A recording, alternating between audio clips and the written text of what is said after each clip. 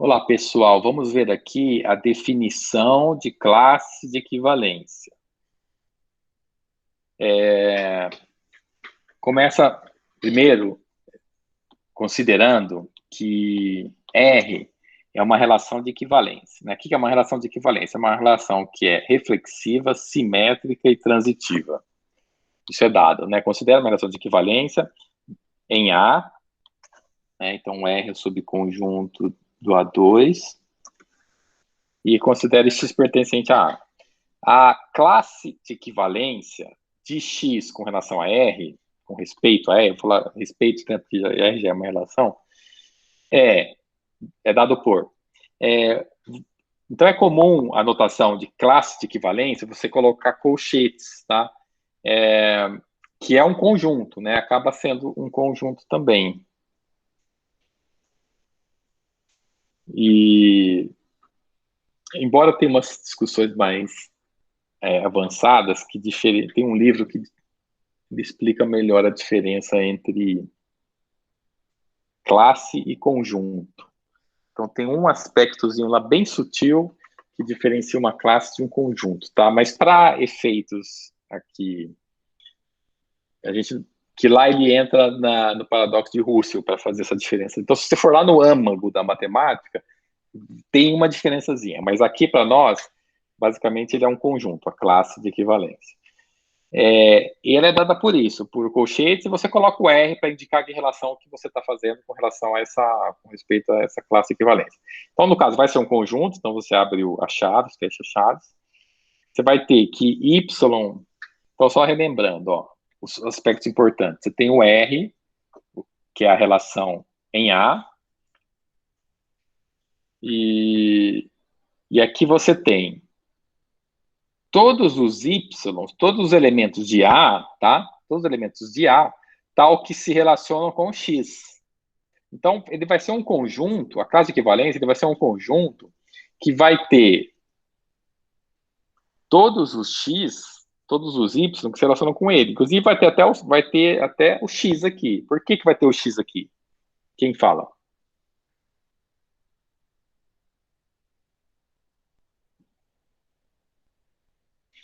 Porque porque é uma relação de equivalência e é reflexiva. Por isso que vai ter até eu estou chamando de X, né? Mas um dado X que tiver aqui, ele vai estar aqui dentro também, tá? Esse número que estiver aparecendo aqui dentro do colchete, ele vai estar aparecendo dentro das chaves também, que é ele próprio, que ele é o representante da classe, tá? Ele é o representante da classe de equivalência.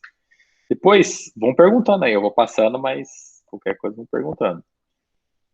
Depois você tem essa definição aqui, chamado A módulo R, que se escreve A barra R como o conjunto de todas as classes de equivalência dos elementos de A.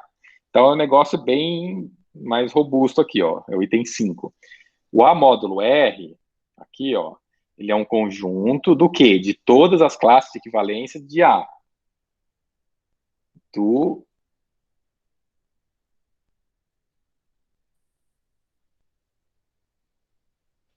conjunto A. Porque ele está definindo assim.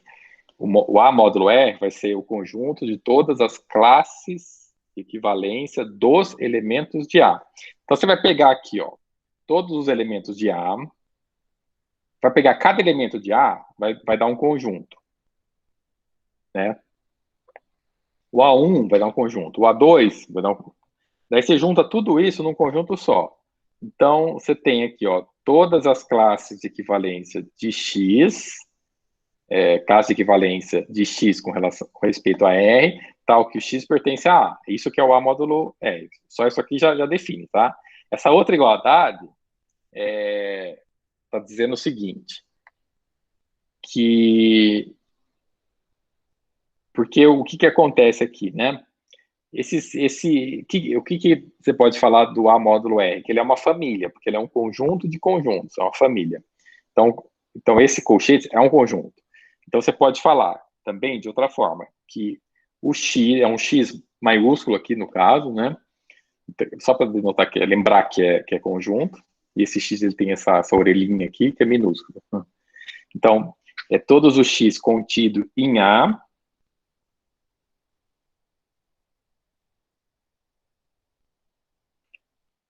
tal que existe um x pertencente a A, tal que o x maiúsculo é a classe equivalente de x com respeito a R. Veja se ficou claro aí para vocês, de que o que eu quero dizer assim se ficou clara esta igualdade aqui, ó. Eu também acho que, Marcos.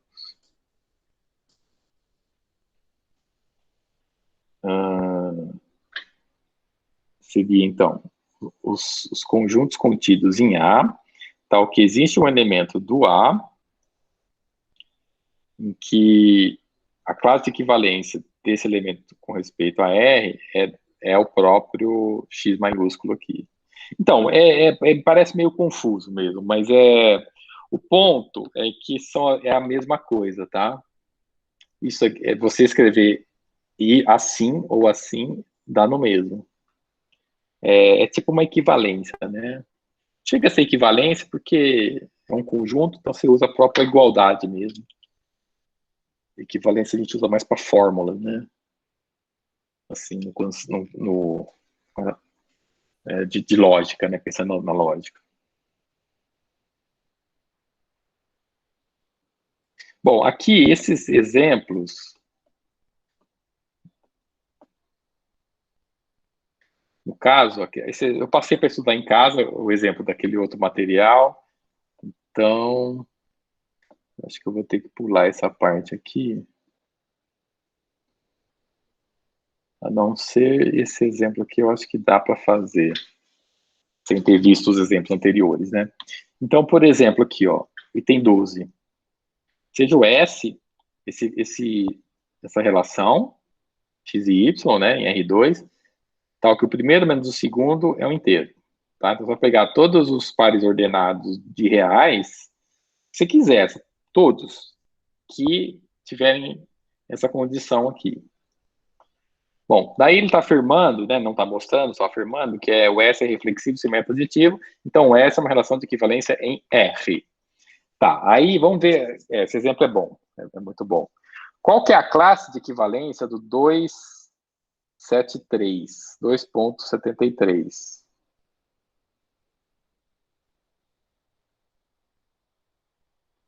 São todos os elementos que se relacionam com ele. O que é se relacionar com ele com relação a S, né? Se relacionam com respeito a S. Porque esse exemplo aqui, a relação é S, que é exatamente essa aqui, ó.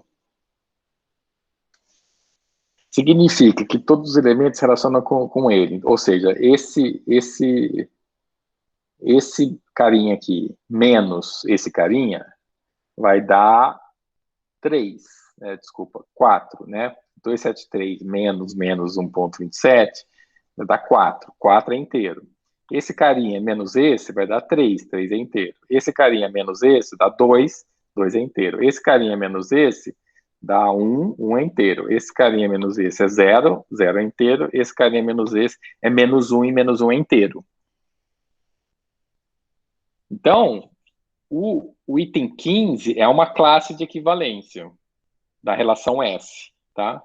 Aqui a gente não pôs, mas poderia colocar um Szinho aqui, tá? Seguindo. É porque já tá, no contexto já tá entendido, mas se quisesse colocar, pode colocar.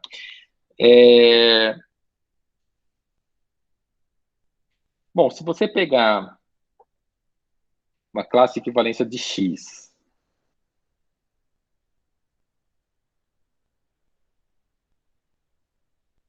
deixa eu só lembrar aqui que foi feito aqui.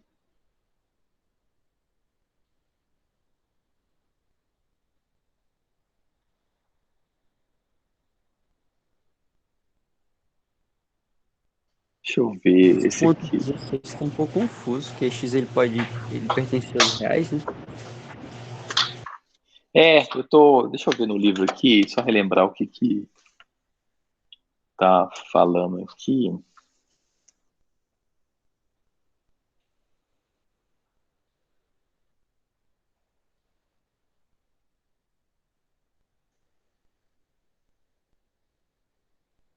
Ah, tá, entendi. Uma sacadinha aqui, ó. X É real, isso. Mas o que ele quer dizer? Assim, ele quer dizer o seguinte, ó. A classe de equivalência de x, quem é a classe de equivalência de x? X é um real qualquer. Vai ser x, x menos 1, x menos 2, x menos 3, x mais 1, etc.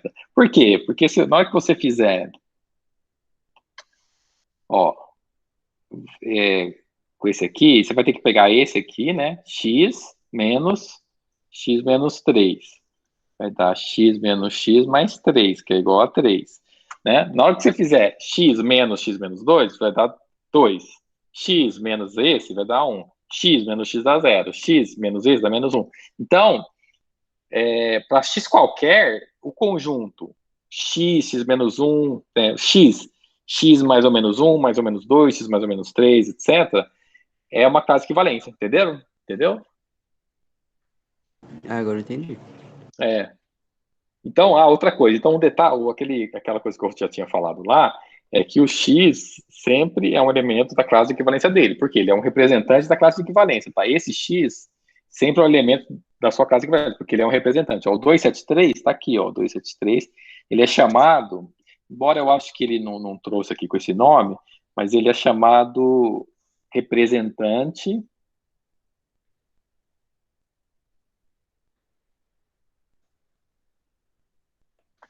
Peraí, já sai. Ó, ele é chamado representante da classe equivalência. Poderia ser outro? Poderia. Por que foi esse? Sei lá, porque ele é mais bonitinho. Da classe de equivalência. Não, enfim, não, poderia colocar 073, mas é que da forma como foi escrito aqui, o representante da classe de equivalência é esse. Você escolhe quem que você quer colocar como representante, né? Normalmente você vai colocar um que é mais sem complicar, né? Algo simples, assim, ou menor, sabe? Enfim, que for mais fácil ali.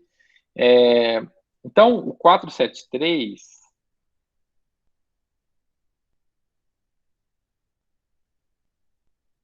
O que é esse 15? Tá aqui. Isso. Ó, o que está falando aqui no 18? Está falando que a classe de equivalência do 2,73, que é essa aqui, tá? Então, esse item 15 é igual a esse aqui, né? Esse conjunto aqui, que ele também é a classe de equivalência do 473. Porque o próximo elemento aqui, ó, quem que é o próximo elemento aqui? É o 4,73 e depois o 5,73, né? E assim vai. Ou seja, você poderia. Ele é igual a vários, né? Ele é igual ao menos um. Eu estou pondo ponto aqui só para ficar a mesma notação, tá? Mas a gente chama de vírgula.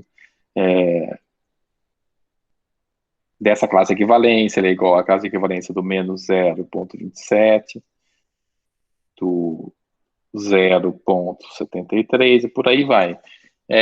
Você poderia ter escolhido esse como. Quando você escreve assim, é porque você escolheu o ponto 73 como representante da classe equivalência.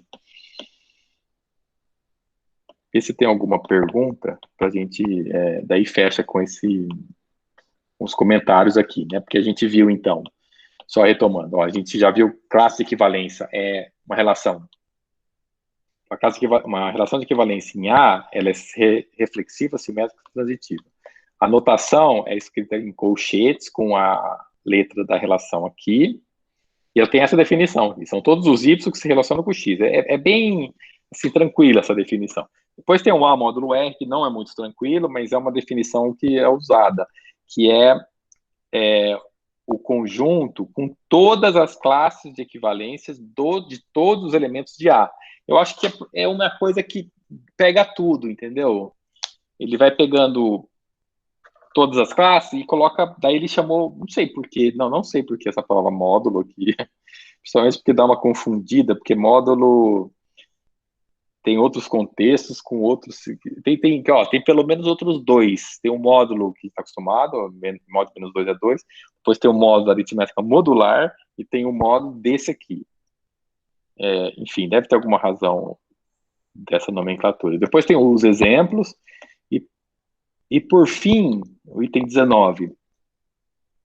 Ó, em geral, para quaisquer dois números reais x e y, As classes de equivalência X e Y são